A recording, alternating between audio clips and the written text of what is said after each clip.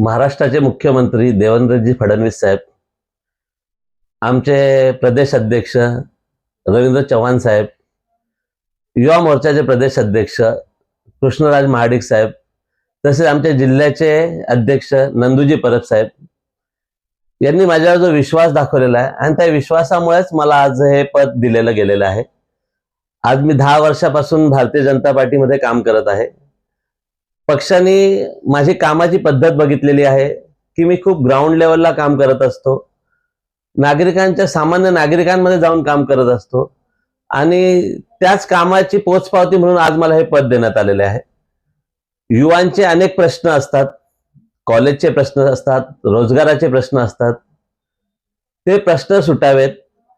तसेच पक्षाच्या वेगवेगळ्या ज्या योजना असतात त्या सामान्य नागरिकांपर्यंत पोहोचावेत, कारण की शेवटी इलेक्शन्स असतात किंवा समाजकार्य असतं, याच्यात युवांचा सहभाग खूप महत्वाचा असतो। युवांच्या मनातून डोक्यातून एक वेगवेगळे विचार येत असतात चांगले, जे समाजासाठी खूप उपयोगी असतात। तर अशा युवांना मला पुढे आणायचं आहे आणि अशा युवांना घेऊन समाजासाठी काहीतरी चांगलं करायचं आहे, माझ्या पक्षासाठी काहीतरी चांगलं करायचं आहे। यासाठी मी ह्या पदाचा वापर करणार आहे आणि मी माझ्या पक्षाच्या सगळ्या पदाधिकाऱ्यांना आणि सगळ्या माझ्या वरिष्ठांना बोलेल की त्यांनी माझ्यावर जो विश्वास दाखवलेला आहे तो मी विश्वास नक्कीच सार्थक करून दाखवेल। काही वर्षांपूर्वी मी शहर अध्यक्ष म्हणून मी काम केलेलं होतं युवा सेनामध्ये, त्यामुळे मला एक चांगला अनुभव आहे की युवांसोबत कसं काम करायचं आहे।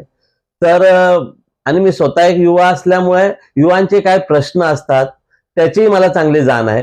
तर मी माझ्या जिल्ह्यामध्ये सगळ्या युवांना सोबत घेऊन युवांचे प्रश्न कसे सोडवता येतील यावर जास्तीत जास्त भर देणार आहे आणि माझ्या पक्षाचे जे योजना आहेत किंवा माझे पक्षाचे जे मतं असतात ते सर्वसामान्यांपर्यंत चांगल्या प्रकारे कसे मांडता येईल यासाठी माझा प्रयत्न असणार आहे। तसेच युवा हा सोशल मीडियावर खूप ऍक्टिव्ह असतो आणि आजचं राजकारण किंवा आजचं समाजकारण हे सोशल मीडियावर खूप डिपेंडेंट झालेलं आहे।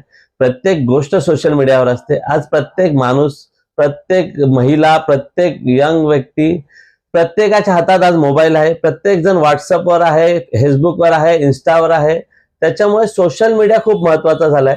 तर मी एक सोशल मीडियावर पण विशेष लक्ष देऊ इच्छितो की सामान्य नागरिकांपर्यंत आमच्या सरकारची जी मतं असतात, आमच्या सरकारच्या ज्या योजना असतात त्या जास्तीत जास्त चांगल्या प्रकारे त्यांच्यापर्यंत पोहोचवतं आणि माझ्या पक्षाचं जे पॉझिटिव्ह आहे ते माझ्या नागरिकांपर्यंत, माझ्या लोकांपर्यंत पोहोचवण्याचा माझा प्रयत्न असणार आहे।